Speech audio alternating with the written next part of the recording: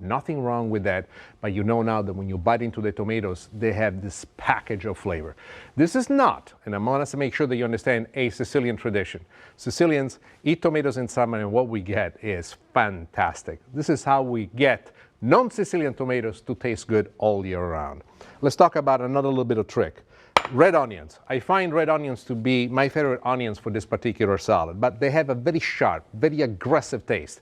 How can we somehow smooth over the taste? I find that if you place them in a marinade of vinegar, red wine vinegar, and a little bit of water, which we have mixed in this bowl right here, and you let them sit for about 15-20 minutes, and then after 15 to 20 minutes, you take it out, you wash them real well, you dry them real well, they will look like this. What is the advantage that you have in doing so? The onions become sweeter, softer, with a rounder flavor, wonderful to be had. So this is also very important. Let's talk about a couple of other ingredients. I was talking to a friend of mine. I've known her for a long time. She's a delightful lady. And she was saying to me, you know, Nick, I love this recipe of yours, but the capers, they're too salty. I said, how do you treat the capers? Oh, I open the jar and I pour it with the brine right on top of the food. I go, oh, whoa, whoa, whoa, whoa, stop. What are you talking about? What you got to do, first and foremost, when you use the capers, like these guys, you put them in a bowl. You wash them. Yes, you got to wash them. The washing process takes away the excess salt, takes away the brine, and the flavor comes out without being so aggressive, so harsh. Very important that you do that. While we have the capers, let's talk about the black olives. This, I must confess, is not the way in which it's done traditionally in Sicily. This old salad is served in a big bowl, family style, and the olives have the pit in it. I don't know about you, but I cannot tell you how many times I almost broke a tooth because I did not think about the pit. So what I do in this particular case, I pit every single olive, and then, as you can see, I cut it in half. This will make it easier for the assembly and also will make it much more pleasant for your dinner guests. Think of yourself as if you're providing a series of small luxuries to the people that come and interact with your food. If you think in that form, you will make everybody happy. Now, I'm about to share with you a secret. Nobody's around. I'll tell you then. Watch this because it's unbelievable. You see this? This tuna right here, it's unique. This is called ventresca. I'm going to turn the jar. Usually they come in jar like this or in cans similar like this, but do you see the striation? Ventresca comes from the Italian word which means ventre, which means tummy. It's also called in Japanese toro. It is the richest part of the tuna. It has a lot of striation, it has a great deal of fat, and when they're packed into extra virgin olive oil just like this and they simmer over a long period of time, the fat renders out and the tuna is splendid. I want to show you exactly what the tuna looks like once we take it out. Look at this. Absolutely gorgeous.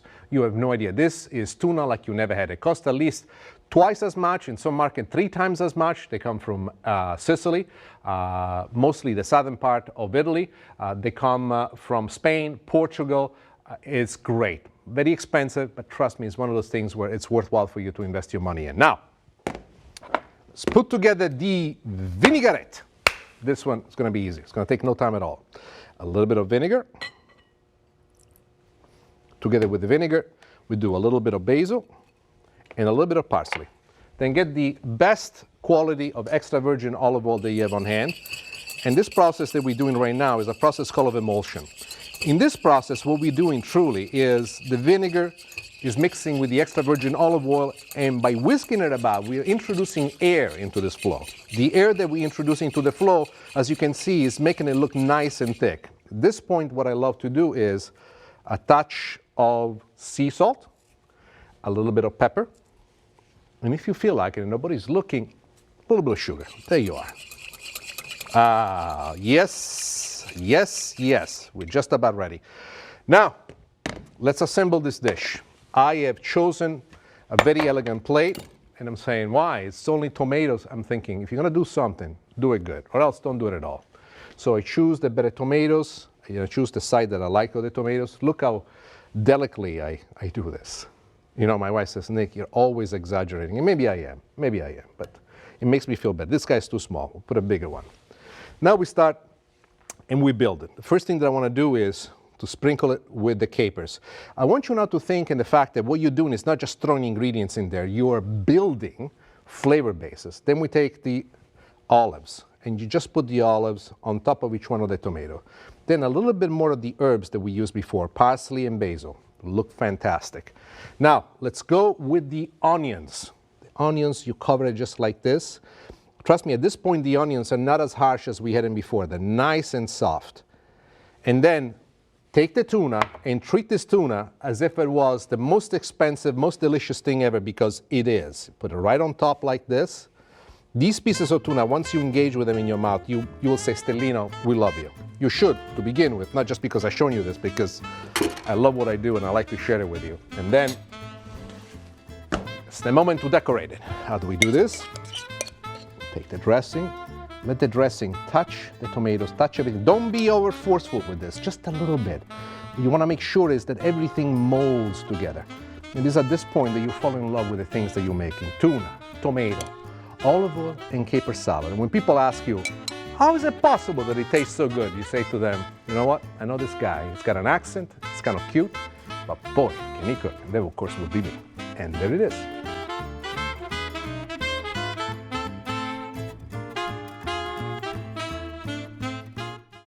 It is an honor to have you with me here in my kitchen as we prepare grilled shrimp with stewed peppers and then a salad of tuna, ventresca, of course, tomatoes, capers, and olives. I hope that you will use these recipes, you will share with your friends, with your neighbors, with your family, and turn your home into your favorite restaurant. Until next time, ciao.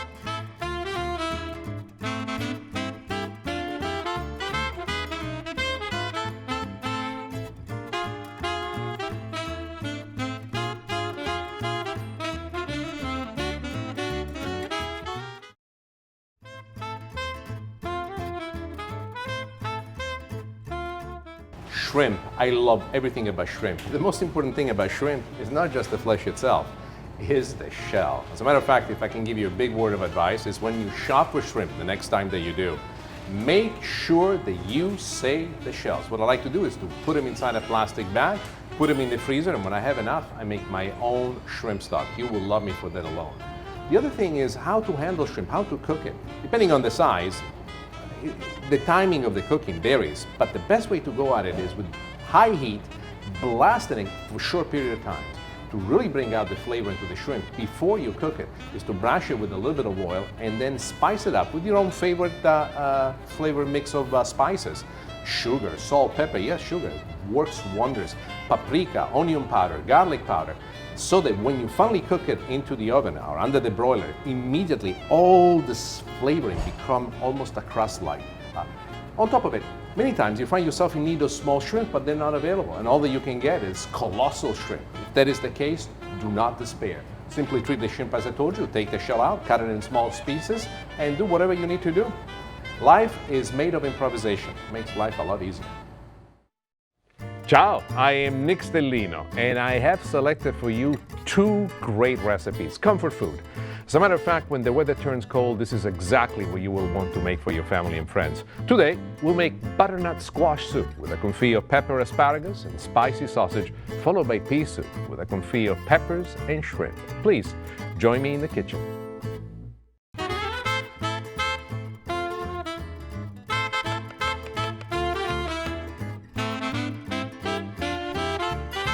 Spicy, just right.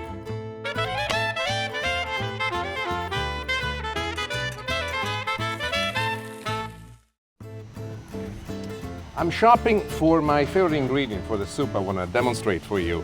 This is a kind of winter squash, but it's not my favorite winter squash. My favorite winter squash is butternut squash. Butternut squash, the Latin name of which is Cucurbita moscata. Try to say that fast 10 times. Even I cannot do that. One of the great things that I love about it is it's very easy to cook. It has a flavor that's rich, dense. If we were, for example, to cut this, the inside of it would be orange. And the riper it gets, the more deep orange it gets. But it's not just the color that I like. It's not just the flavor that I like. Also, what it does have is an enormous flexibility on how you can actually use it in the kitchen. You can roast it, you can saute it, you can make the soup, as I will show you. But it's the health benefit that this particular vegetable does have. What I love about it is, first and foremost, an enormous amount of antioxidants, which are great for you. There's B6, potassium. Unbeknownst to me, as I was studying onto it, I discovered that a cup of this, taken on a daily basis, is your whole allowance of vitamin C. The thing that I love the most about it is how it responds with a unique yield of flavor to the different type of cooking that you do. If you were to experiment with this, one of the things that I propose is try different techniques. If you roast it, it will taste a certain way. If you saute it, it will taste a different way. If you cook it in the form of a soup with a sofrito underneath, and by the way, when I say sofrito, I mean a nice combination of onions, celery, carrots, which is at the base of every soup that we make, it will pick up a different type of flavor. It's the amazing dexterity that this particular vegetable has to respond to the different type of cooking and the yield that it brings back that I truly adore.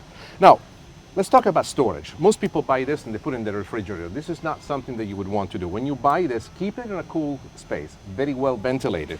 And in this present form, uncut, it will stay nice and edible all the way for about 3 months. If you should find yourself needing a piece of it and cutting it, then you need to cover it with a little bit of plastic, put it inside the refrigerator. By that point, you have no more than a week. The seeds on the inside are not edible. I would suggest that once you cut it open, get rid of the seeds, also because of the first one to spoil. And then enjoy it in different techniques. I'm going to take this with me to the kitchen, and I'm going to show you step by step on how to make the most luxurious soup you've ever seen. Follow me in the kitchen. Butternut squash soup. I love that accent I have, with a confit of spicy sausage and peppers. Now, this is the butternut squash in its original form. When you see it at the supermarket, what we've done, we cut it, we peeled it, and we've diced it exactly like this. If you're lucky enough at your supermarket to find this already diced, and many supermarkets across the country do have it, do buy it. It saves you a ton of work. This soup, to me, is something that reminds me of comfort. I was talking to a friend of mine who I made it for, and what did she say? She said, oh, it reminds me of a romantic walk through the countryside of Tuscany. And I kind of like it, in spite of the fact that I'm Sicilian. First and foremost, we start with some extra virgin olive oil. In the making of the soup, I want to treat this soup as something elegant. You have to realize that for the longest time, myself, I've always thought of soup as, what could I say, something boring. You know, I don't look at soup and say, oh, mama, I'm going to have soup. Soup to me is soup. When I think of soup, it's minestrone. When I was a little boy, my mom used to make soup for us because we had to eat vegetables. And to me, it meant that that day we had no pasta. It made me very sad. Later on, I discovered, through the passion that I have for making sauces, the soup can be just as exciting as a sauce. You just have to think of creating a soup in the same flow, in the same manner in which you create a sauce. I'm going to walk you through it. I'll show you how to assemble it together, and you will feel the same excitement that I do as we get this going. So, in the olive oil that is now cooking, we add a little bit of carrots. Together with the carrots, also a little bit of celery. One point that I want to make that you really need to kind of grasp is, it doesn't matter to make these cuts too elegant. These cuts are called in French paysanne, which means like the farmer makes it. Nothing offensive about it. Truly, what that means is that ultimately this will braise in for a long, long time. And as it braised for a long time, it will become nice and soft. Each one of them right now is bringing out the flavor of what truly creates the base. This is called il triumvirato, also known as il soffritto. These three ingredients are at the base of everything that we do. You want to stir them about as the heat is starting to build up. I don't want you to start with a super hot pan. I don't want to braise them. I don't want to burn them. I don't want to mark them. I don't want to caramelize. I want to come to the flavor together. It's like they're taking a walk, they're getting to be friends, they're getting to know each other. As they do that, we start to add other aspects of what makes the soup very interesting. The first thing is red pepper flakes. This, we gotta put it in. A little bit of heat, fantastic. You can put dry spices of anything that you want. I like thyme. You can even use oregano. I find that the thyme is much more interesting. It brings out, and I find that, by the way, dry thyme is even more flavorful than fresh thyme. I know that a lot of you will not disagree with me, but that's how I feel. Sage is the other thing. A whole leaf of sage or pieces of sage, just put it in there. Allow for this to come out. The sage is to me something sacred. Immediately makes me think of fall, you know, the comparison to a walk to the countryside of Tuscany, I think is ideal. I'm going to have to call Bridget and tell her that she really connected with this perfectly well. The other ingredient is something that we need to pay attention to. Garlic is essential. Garlic, in spite of the fact that it's a southern ingredient, mostly in the southern part of Italy, especially in Sicily, is something that needs to be handled in a certain fashion. What we have done, and you'll see exactly what I mean, as I added thick cut garlic. People are concerned about the thick cut garlic. They feel that ultimately It's going to be very difficult to digest. They're going to have problems biting into it. Remember, we're going to cook this for a long, long, long time. It's going to be braising through. And once we get to the point of 40 minutes of cooking, in the liquid that we're going to be adding, the garlic is going to be soft pulp. Now, brandy. You can use sherry if you don't have brandy handy, but I like to put a nice little deglaze at this point. Crank up the heat a little bit just so that we make this evaporate. Always be careful because when you add high alcohol spirits like this, they could flame up. As it happened to me before, sometimes you have to talk to my wife. She will tell you about the misadventures in the Stellino household, and a few of those do involve flaming up in the pan. Next thing you want to do is to add the butternut squash that we have cut in cubes exactly like this. And the next thing that you want to do is to add chicken stock. I prefer chicken stock. I find the chicken stock in the making of a soup has a much mellower flow, something that I truly come to love and enjoy. Bring this to a boil. Once it reaches to a boil, reduce the heat to a simmer and let it simmer for about 45 minutes. Well, as you can see, it's reduced down to exactly the consistency that we want. Now what we need to do is to process it down to a smooth finish. And here is my little friend, immersion blender. I love this. Check this out. Turn it on. There you go. This thing is very powerful. Do not be careless because it does a job that you will absolutely adore. Look at that. You want to do this for a few minutes until you get it down to the smooth consistency. You will come to love this piece of equipment. Now, once this is done, let me show you what it looks like exactly, because I want you to kind of lock up visually the consistency that we're going after. And here we have the soup that we have smoothed all the way through. We cooked it, and then we reduce it just for a couple of extra minutes. Look at this. Nice and pulpy, exactly the way in which it's supposed to be. Take a little taste.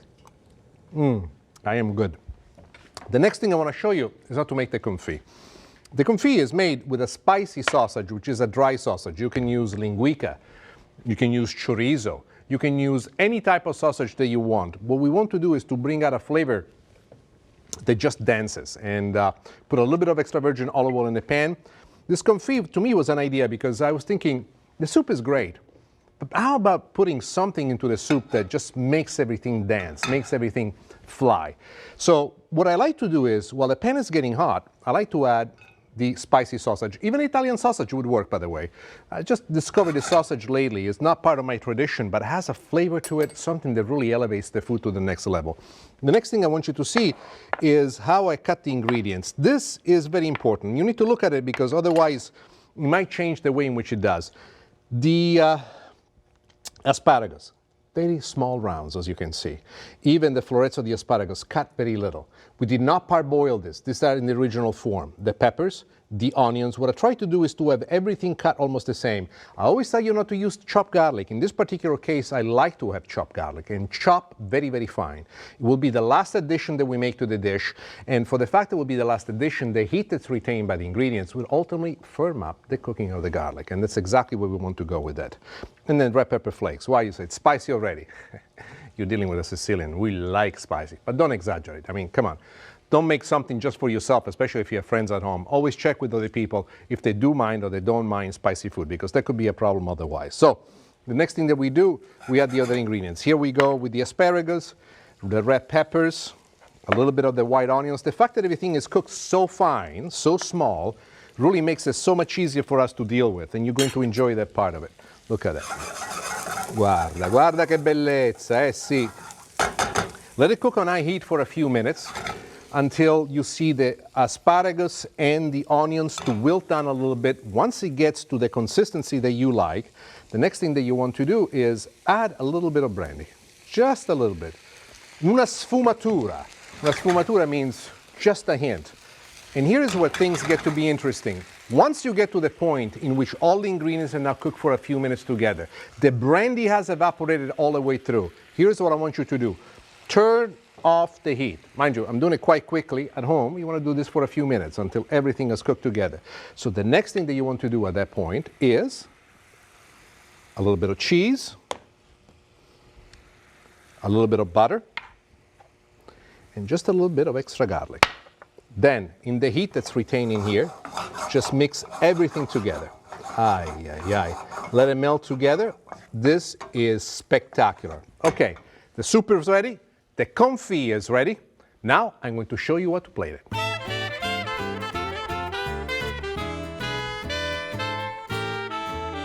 Now, the plating is very simple, and it's overly exaggerated because I like design. Look, when I serve it to myself, this is how I like to do it. Why?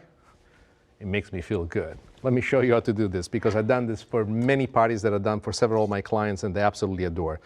What I've done with the soup, I add a little bit of extra stock right before I serve it, brought it to temperature. The reason why I do that is because it pours smoothly. Look at this. It's fabulous just to look at it. Now, the confit that we did before, right before I showed you how, I let the confit cool just a little bit. I want for the butter and the cheese to mix together and to create this beautiful mound right in the middle of it. And there you'll see what I do. And I like to put it right in the middle because once you engage with it and you start picking up these ingredients, the soup, the elements of the confit, all these things that mix together, forgive me, I had to do that. Now, a secret.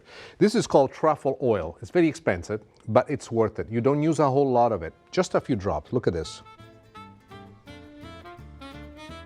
You look at this and you say, this is Stellino's recipe for butternut squash soup with a confit of peppers, spicy sausages, and asparagus. Is it good? All you have to say is, it's a Stellino signature dish. You know it's good. And there it is.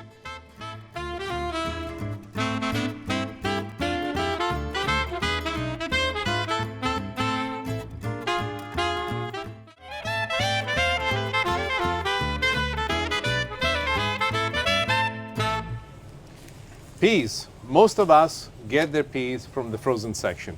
Don't be discouraged. Frozen peas are fantastic. As a matter of fact, frozen peas, due to modern technology, I picked about 2 to 3 hours within the first picking. They're splendid. But there was a time when peas were not something that everybody could afford. As a matter of fact, Elizabeth I of England used to have peas in her diet all the time. She used to import them from Holland. Very expensive ingredient to have. They were considered to be as expensive as caviar. Pea's name in Latin is Pisum sativum. Italians, by the way, invented the petit pois kind of peas. It's been known, actually proven through historical records, that Caterina de' Medici, when married Henry II in France and went to the king's court, not only brought with her a bunch of Italian chefs and all the techniques and pots and pans, but also several plants of petit pois, small peas, which as Italians we call piselli novelli. Of course, you talk to a French chef, you get a whole different story, but this is my show. I'm Italian, and I get away with it. What do I love about peas? I love the way they taste, I love how they feel, and I love what I can do with it. As a matter of fact, I want to show you a fantastic recipe, so follow me in the kitchen because I have something great to show you. Peas. This is the main actor in this drama that we call pea soup with a confit of pepper and shrimp. Bet you never heard of that before. To tell you the truth, it's nothing that you get every day. I like pea soup, but I always think soups, as always, are boring until I came up with this idea. How to make this pea soup and build it together like I like to build a sauce. I told you the story before. Well, in this case, we start with a little bit of olive oil that we put right here in a pan, and then we move, and once again, we start building this exactly as if it was a sauce. What does that mean? First and foremost, we go with the onions into the pan. Remember, you do not want to have the pan to be too hot. You do not want to scorch the veggies that we put them in there. Rather, we want to caress them with a little bit of heat. So we just added the celery and the carrots. In this case, you notice that I still maintain the same style of paisan, very simple, informal, different shapes. Ultimately, these ingredients, together with the broth that we will add later on and the peas, we'll let them simmer for a long time. And when we're done with the soup, when we process it, we'll just have them into a pulp. So the even cut of the ingredients is not that important in this case. It makes it a lot easier for you. It makes you relax. It lets you flow with it. You have to think about the fact that everything that we do kind of builds up a layer of flavor. And this layer of flavor is something of extreme importance because it permits us to bring this from a soup-like character more to a sauce-like character, which is what I love. So at this point, one of the things that I like to do is to add some red pepper flakes. Red pepper flakes are a fantastic way to have a uniform addition of heat. Also, a little bit of thyme. Thyme has become, for me, one of my favorite spices. I love the aroma that releases in the kitchen when you're using it. Stir this about just so that everything gets in together. I'm so sorry we do not have aroma flavor yet going through the lenses of the camera because you will be totally enthralled by it. This, however, what I'm adding next is a same story, garlic cut thick. Trust me, I tried this before with chopped garlic, but I find that when we add chopped garlic to summer recipes like this that we want to cook for a long time, the garlic sometimes gets to the bottom of the pan, and because of the fact that the volume has been reduced so enormously, it might have a tendency to burn. Burnt garlic is very difficult to digest. Also, it does impart a most unpleasant flavor to anything. Think of garlic as a gentle soul that you have to coax out and bring into its flow. Let's go back to our peas. A lot of people are concerned, frozen peas, fresh is always the best. Nothing beats fresh. But frozen peas makes a great alternative. As a matter of fact, I want to go openly on television and confess to everybody that I do use frozen peas when I cannot get a hold of fresh peas. But before I actually add the peas, you got me so excited I almost forgot the ingredient. In my hand, I have brandy. You can use brandy, you can use sherry. I've also used sometimes Marsala wine, and if I don't have any of this, even something as basic as white wine will do for you. If you choose white wine, go with something that might be on the sweet side, like Gewürztraminer or Chenin Blanc. There you are. Now, when you add the brandy like this, be always very careful of the flaming possibilities of it because we're dealing with very high heat. Good. I'm going to reduce this down to a glaze. Once it reaches a glaze, and it's reduced completely, then we do add our peas. And this is the part that I love the most. The color of the peas is wonderful in the background of everything. It really gives you a very clear sense that we're moving in the right direction. Mix everything together and already they look beautiful. As a matter of fact, if you wanted to at this point, you could put everything into a baking dish, put it in an oven, preheat it at 500 degrees, and you would have the most fabulous melange of roasted veggies. There, I just gave you a free recipe. How do you like that? You come for one, you get two. I know, I'm good that way. Next thing we add is chicken stock. I prefer chicken stock. If you do not want to have any chicken stock or beef stock, even vegetable stock would be fantastic. Bring this to a boil. Once it reaches a boil, then I want you to reduce the heat and I want you to simmer for about 45 minutes. Now, we have let this reduce to the proper consistency. As you can see, the volume is much lower.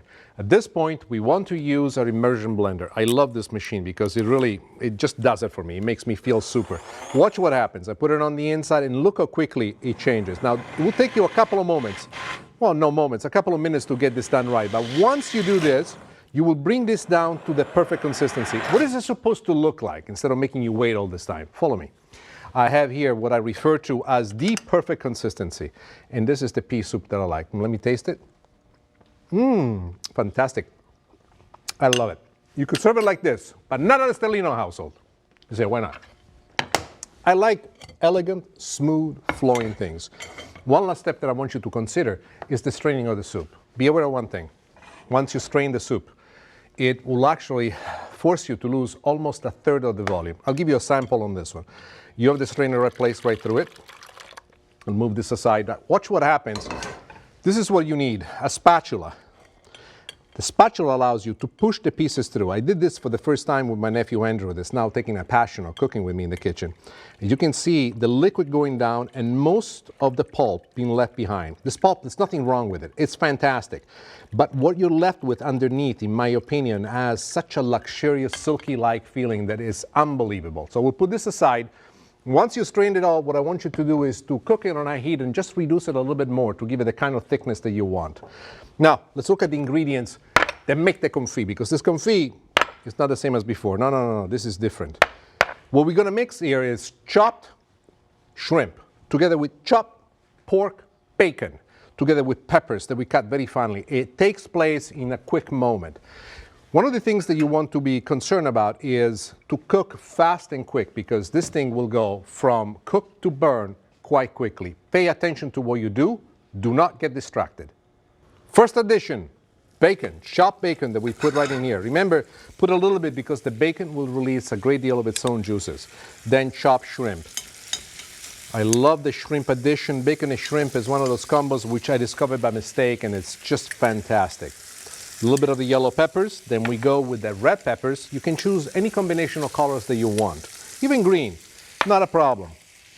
The onion, finely chopped as well. And then at this point, a little bit of the chopped garlic. This will cook in no time at all. You'll see the shrimp cooking before your eyes, moving from white to red. One of the things that I tell everybody is to make sure that when you do this, to spread it around and have high heat underneath the pan to get the look, the feel, the taste of everything that you have exactly where you want it. Just a little bit of salt at the very end to make sure that all the flavors are amalgamated with flavor. A little splash of brandy. Let the flame die down. The last thing that we need to do is the addition of butter. And at this point, what I want you to do is to completely turn off the heat underneath. Together with the butter, just a touch of Parmesan cheese, and let all the ingredients mix together. So, we have the soup ready, which we strained already. The confit is ready here. All that we have left to do is to assemble the dish, and that in itself is a wonderful artsy preparation. Let me show you how.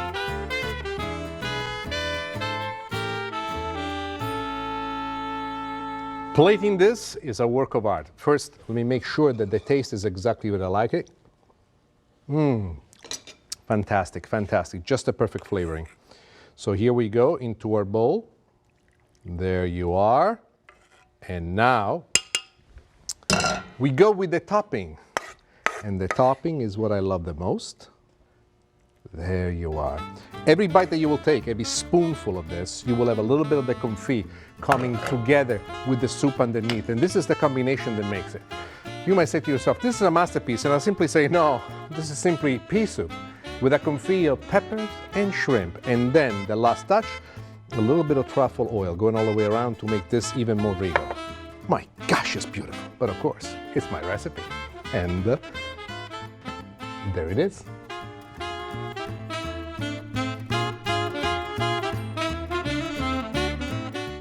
Thank you for joining me. It was a pleasure to share with you these wonderful recipes.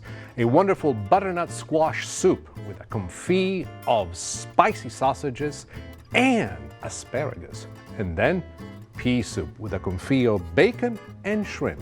Hope you'll share this with your family and friends, and I hope that you will use these to turn your home into your favorite restaurant. Until next time, ciao.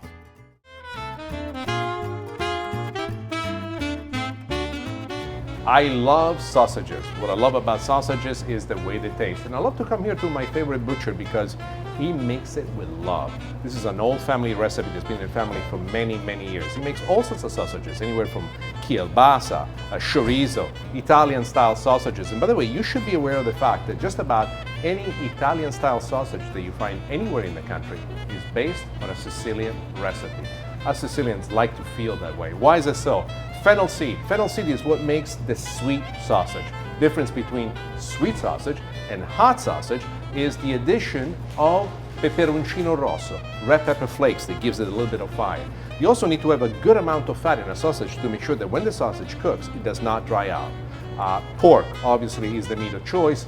Butt or the shoulder is what they're used. These sausages are fantastic. As a matter of fact, I'm gonna get them all wrapped up and take it with me to the kitchen to create something special for you.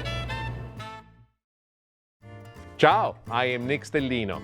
I don't know if you know this, but when I have a cocktail, my favorite cocktail, it's a martini, just like James Bond. So I decided to make something special for you today, something inspired by my favorite cocktail, and that is New York steak with a vodka martini sauce, and then pears in a marsala wine sauce. Please, join me in the kitchen.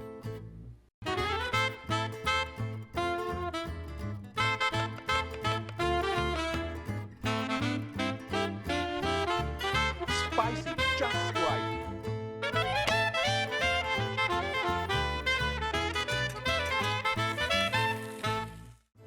I'm here today with my favorite butcher, Russell. Came here to pick up a few New York steaks for this recipe that I want to make, but Russell wanted to teach me something about the way in which I've been shopping for meat all the time, and specifically regarding the color of the meat. Russell, you're showing me here different cuts of meat, and one thing that I noticed is that this New York is not as dark as this other pieces of meat that you have. You said that this is oxidized, right? Exactly. That's all it's doing. Is the meat is oxidizing, and it just adds to the flavor and tenderness. So the darker color of meat that I see occasionally, you actually telling me that the flavor is better, the oxidation brings out all... Definitely. How come I never see it on your thing? This is what I take home for dinner. You see, this is what you discover when you ask the right questions. People like this, they keep the best for themselves. Russell, This steak over here, do you have any of them that are oxidized, even slightly oxidized? You gonna take my dinner from me? Yes, I will. Yeah, I'll get you some. He's gonna go get me those steaks. You know, in life, as in everything else, you learn every day. And one of the most important things in the shopping for meat is to make sure that you have this constant relationship with a butcher who can guide you, especially from some informations that we might have already predetermined in our head, which are not necessarily the correct one.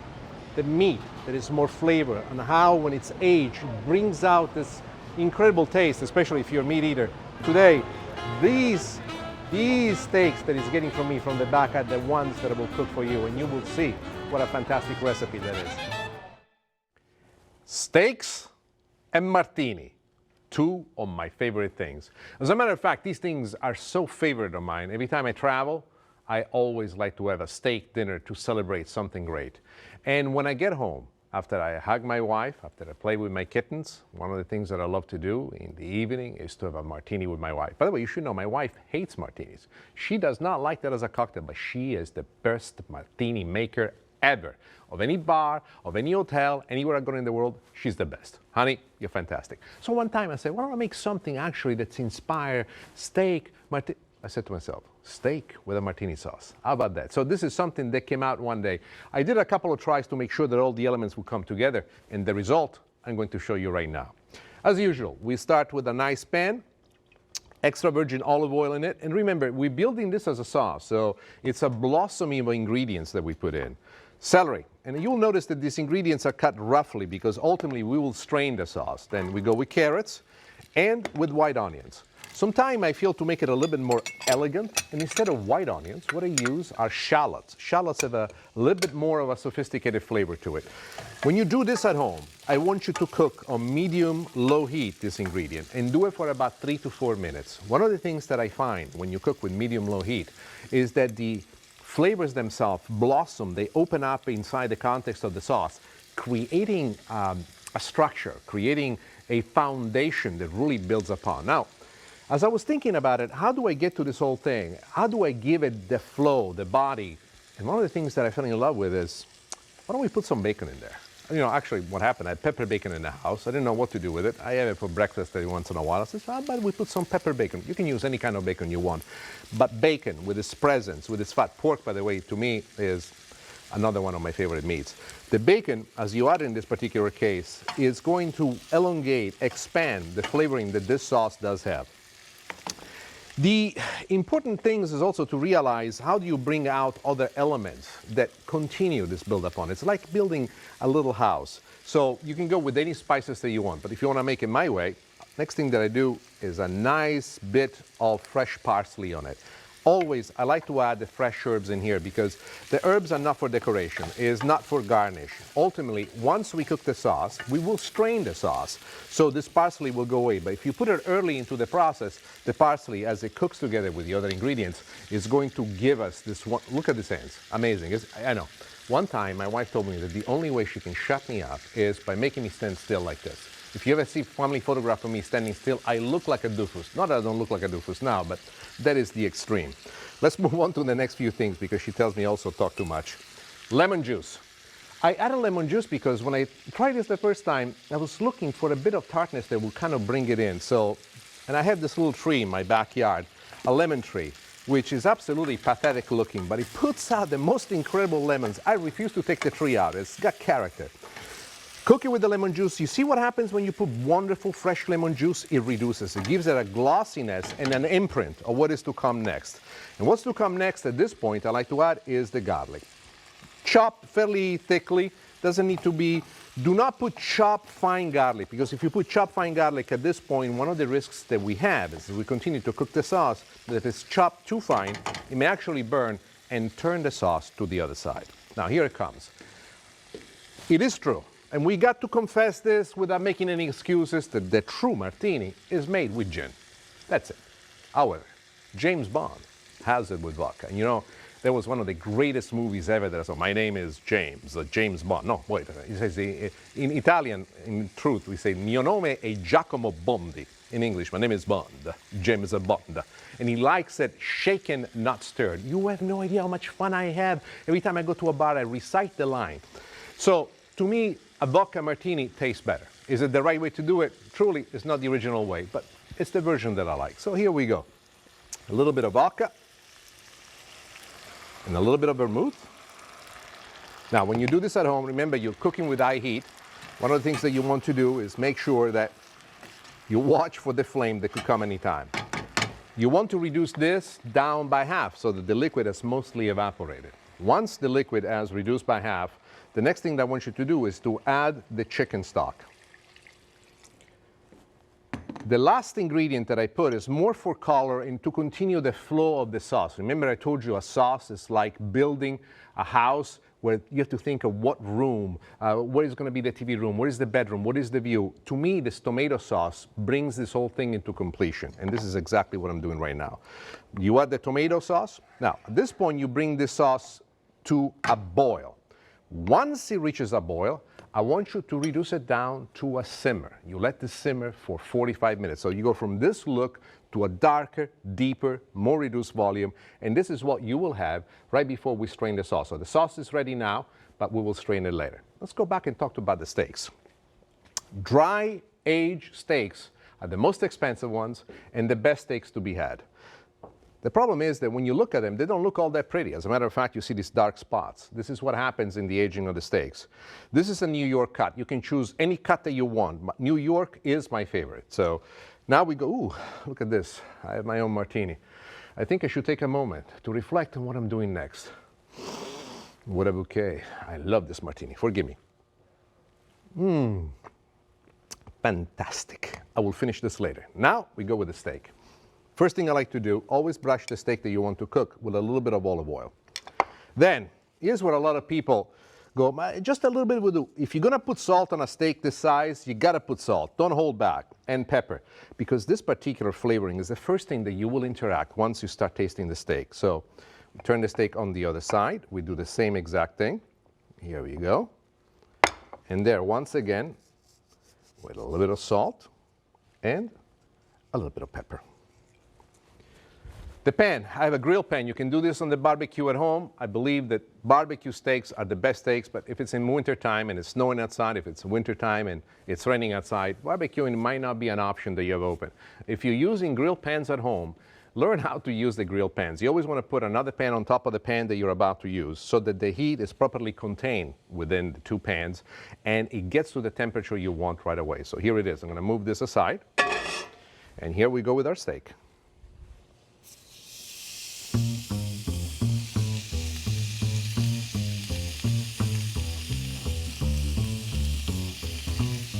Now, we are ready to flip it. There you are. I like to cook the steak until it's medium rare. That's my preference when it comes to a New York steak, but you can have it done whichever way you want. The steak is looking absolutely fantastic, and I cannot wait to dive right into it. So let's see. The sauce is ready. The steak is gonna cook for a little while longer. And how about that? I'm gonna show you exactly how to plate it and how to do a little bit of trick with the olives that we use for decoration. This you're going to like.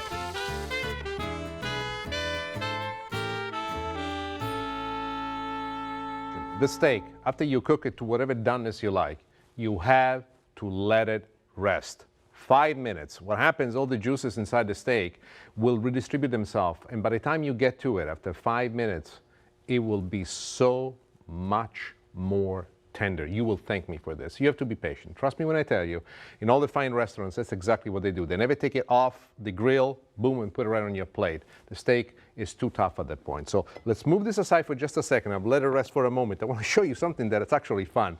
It is not essential to the recipe, but it is fun for the making of the recipe. A nice sharp paring knife. These are pimento olives that you find just about anywhere at your local supermarket. Choose whatever brand you like. This is what I like to do. The first cut is a sacrificial cut. Then, as thin as you can possibly go, make this little tiny round, just like this. This is just for decoration. It's not going to add any extra flavor to it, but it's one of those things that's going to make the decoration of the steak absolutely delightful. The one thing that I want to show you is how to handle this part. If you're cooking for a large crowd, if you find yourself in the making of a party where you want to have all these dishes looking exactly perfect, one of the things that I find is it's helpful when you actually cut all these ahead of time. Preparation, preparation, preparation. Think in certain way, what I always say to my friends is think backward. What you're going to be doing. Now you got the food, it's ready to go, and you want to decorate something. If you spend too much time decorating the plate, by the time the plate comes out, the food is going to be cold. So here's what we're going to do. We cut everything, we put it on the plate. We already have a plate here ready to go for the plating of our steak. This is the plate that I chose. I'm going to place it right here. Roasted carrots, takes nothing to do those. You peel the carrots, put it in the oven, you roast them. That's it, salt and pepper. And then spinach, saute spinach. You know how easy that is. The one thing that we want to do is to place the steak. How do we place the steak? You can place it any which way you want to. One of the things that I like to do is to place it almost on top of the ingredients to give it some height. It makes it fun. Here is the part that I love the most. This is a sauce. We have strained the sauce, and then we reduce the sauce a little bit more, and just add a little dollop of softened butter to give it a sheen. So here we go with the sauce. Look at this. Mamma mia. This is the part of dinner that I love the most, just presenting the sauce. Guarda, guarda che bellezza. Te lo devo dire, guarda. Infatti adesso I'm going to taste the sauce. The perfect consistency. And then, just like a little boy playing with little toy soldiers, here we go with the little slices of... I know, I'm ridiculous, but I love this. So, here it is, New York steak with a vodka martini sauce. And there it is.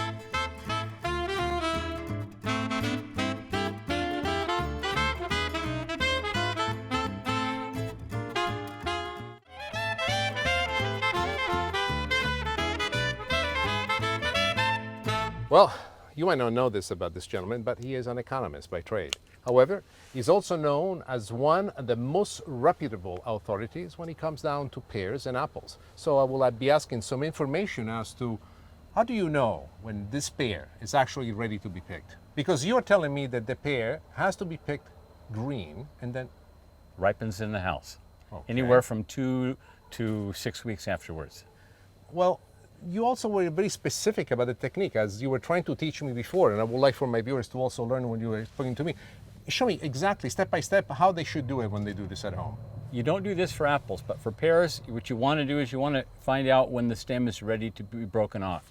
And the way you do that is you basically take all the weight off, turning it about 90 degrees, and then giving it a twist. And if it's ready, it comes right off, it'll break.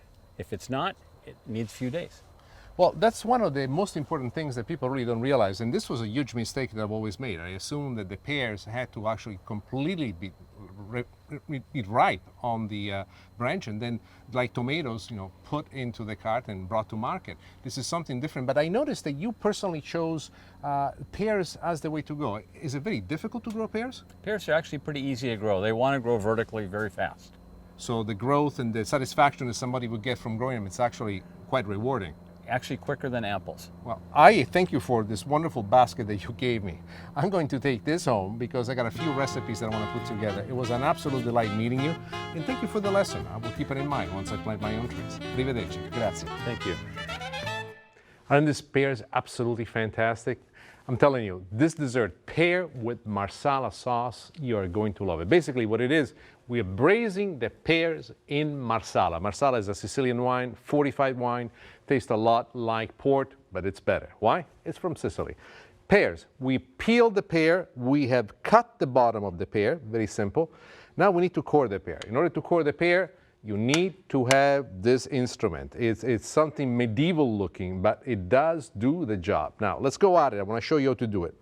First, whoa, this pear has a mind of its own, right here. On the inside, as we go, you need to be very careful because if you're not, this little sucker will pop all the way to the other side. You want to bring it as far as you can. How do you know when to stop? Right around here is when you feel that the metal is coming, right where my thumb is at. And I can feel that it's pretty close to it. I want to take a chance and I say, that's it. All right, finally it's coming out the way we want to. And you put it back up. This is what I love about this instrument, just in case. You slide it right out and you get rid of it. This we don't need, we're not gonna eat it. In the pan, we place the pear.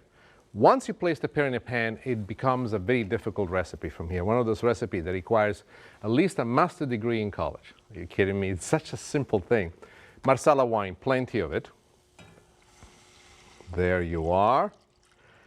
And then all that you need is just a touch of sugar. just a touch. No, you need a lot of sugar. Why do you need a lot of sugar? It's very important. What the sugar does together with the marsala, as they're cooking together, it creates a syrupy sauce. The syrupy sauce in which we are braising the pears is really at the core of this wonderful thing. The marsala has a big rotund body. If you don't like marsala, you can go with port. But what I propose is marsala because, in my opinion, it brings out a dimension that port does not have. Now, bring this to a boil. Once it reaches a boil, you want to lower down the heat, and then every 5 minutes, you want to go through the process of doing this. You need to braise the pear. And what happens as the marsala reduces, it becomes thicker and thicker and thicker. As the sugar engages with the marsala, it gives it the thickness that's absolutely spectacular. And what will happen is that the pear will move from this color to a deeper, richer color. The time that you want to cook it for is if you want a firm tasting pear, meaning something that has a bite to it, that cuts and has a chew to it, so to speak, al dente, if I want to use an Italian word, you are between 25-30 minutes. If you want a super soft, go between 40 to 50 minutes. But remember, you want to do this with a simmer, and you want to be doing this every 5 minutes. Now, what does it look like? Because I'm talking a great deal. I have a couple of pears that I made earlier on, and I want to show you what the color eventually will be like. And this is it. It's absolutely fantastic. It's one of those things that you look at it immediately, you fall in love with it. What do we do with these pears? We're going to let this rest. This is not a dessert that you want to serve hot. And the more you let this rest, the more you let it come to room temperature, especially the sauce, it picks up a fantastic viscosity to it. In addition, in order to honor Sicily, one of the things that we like to serve it with is a sweetened ricotta. All that you need to do is take some ricotta, your favorite brand at the store will do. What we've done with this ricotta, we put it over a strainer for just a few minutes, and what happens is the water drips out of it, and what you're left with is the thickest part of the ricotta. Ricotta is, in my opinion, one of these misunderstood greatness in Sicily. The ricotta tastes so fantastic, especially in springtime, that the best cannolis are made, and there is nothing like a Sicilian cannoli. It accounts for 1/3 of my body weight. Trust me when I tell you. Sugar, plenty of sugar. Now, what I like to do, some people like to whip it very fast. What I like to do is using an instrument like this, a spatula, you want to press it into it and kind of let it work with it. Just let it work. Now, another ingredient which is typically of the southern Italian part of pastry making is pistachio nuts. Pistachio nuts, what we've done with the pistachio nuts, we have chopped them up. And what I'd like to do is to add it. If you're allergic to nuts, if you don't like nuts in any way, you don't have to do it. Actually, what you can do is add to it a little bit of chopped chocolate. And let me tell you, it will take this to a whole nother level. We're going to stick with the pistachio nuts. Pistacchio di Bronte is a brand of pistachios from Sicily, which is out of this world. One of these things that people go crazy over it. So let's see. Oh yeah, we're done. This thing is finished. It's already, the condiment is being executed masterfully, if I can use my own dictionary and language in this process. So we have the sweetened ricotta. The pears are finished cooking. Let me show you how to plate it, because this is a spectacle you don't want to miss.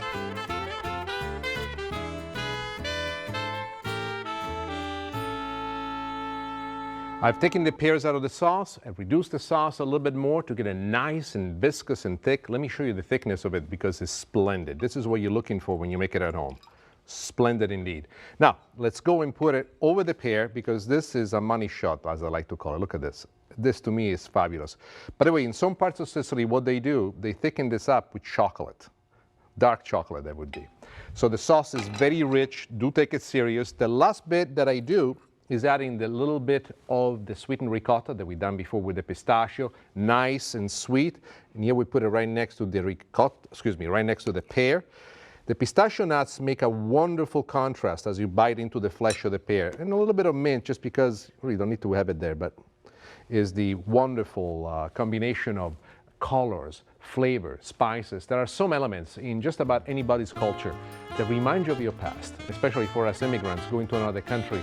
Some of these things bring you back. Marsala is one of them, the mint is another one of them. So here we are with pears braised in a marsala sauce. It is absolutely fabulous, it's very easy to make, and I'm convinced that quite surely soon this will become your favorite dessert. And there it is.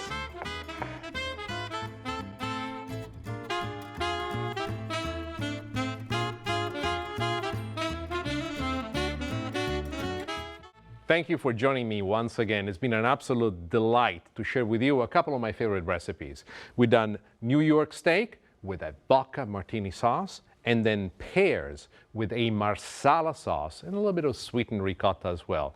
But before I let you go, I have to share with you a secret which I had to extract from my wife, and how to make the perfect martini. Two things you need to know. When I drink cocktails, the only cocktail I drink is a martini. And my martini is only made with vodka. However, I have gone all over the world, New York, Rome, Paris. I've had martini in some of the best bars that they exist, but no one makes it as good as my wife, Nancy.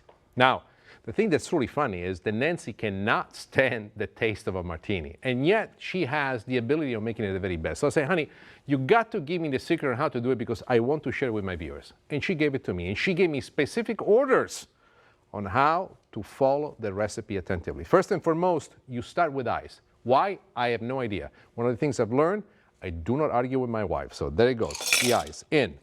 Then we put 3 shots of your favorite vodka. Whatever it is that you like, you put it in. So 1, 2, 3. Away goes the vodka. Then 2 scant teaspoons of vermouth. There you go with the vermouth. Inside a glass, we have a pimento olive, and then it comes the best part. This is the shaking of the martini. Shake, shake, shake, shake, shake, shake, shake, shake.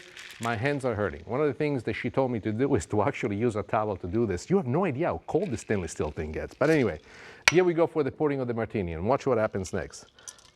This to me is pure gold. It comes down and immediately I know that just a couple of sips and the day is going to turn for the better. I can see my cat Luigi jumping on my lap. I can see Luca jumping as well. I find myself caressing them both. I listen to the music in the background. I look at my wife. I know I'm home. I don't care how much money you make. I don't care how rich you are, but some of the best moments in life are the moments that you spend with the people you love the most. So my name is Stellino. Nick Stellino. I might not be an action star, but this is my favorite drink, a vodka martini. From my heart to your kitchen, arrivederci e grazie. Salute. She still makes it better.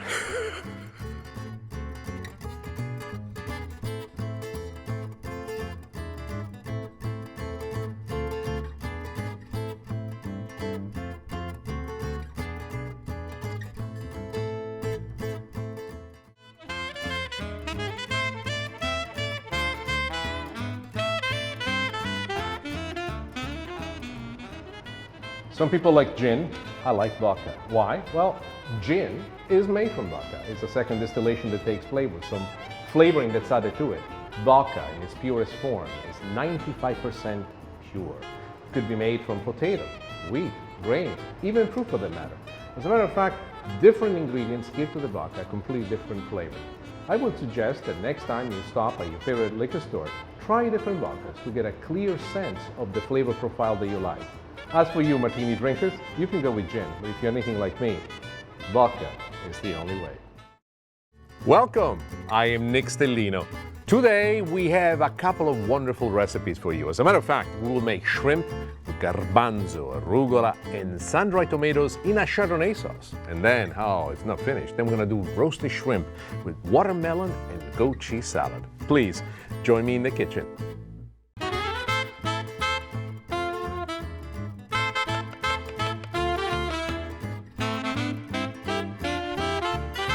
Spicy just right.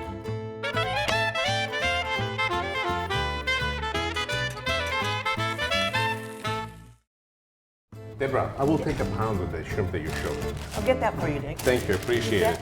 Shrimp, I love shrimp. Shrimp is mysterious. As a matter of fact, more often than not, people make a mistake between shrimp and prawn. They're not the same thing, they're completely different. The reason why sometimes shrimps are called prawns is because the colossal shrimp, I love that name, who came up with it? Must have been a great marketer. Colossal shrimp is referred to any type of shrimp that's large enough. There's only about 10 to 11 of them maximum in a count of a pound. Colossal shrimp sometimes is referred to as a prawn, but they are not prawns. They are colossal shrimp. Thinking about this, there is colossal shrimp, there is jumbo shrimp, there is extra large shrimp, there is large shrimp, and so forth and so on. Grazie bella. Now, depending on the recipes that you make, you have to choose the shrimp that you want. For the grilling myself, I like to go either with colossal or jumbo because they respond to the heat a lot better and they're full of juices. And also keep this in mind, There's a difference between shrimps that are grown in cold waters and shrimps that are grown in warm water. The cold water shrimp is much, much smaller because they have to resist the incredible coldness of the water, but they are juicier because of the little bit of extra fat that they have in responding to the change of temperature. Warm water shrimp tend to be bigger and a little bit more leaner. Remember, shrimp is something that you need to cook with care because it goes from cooked to overcooked quite quickly. I have in mind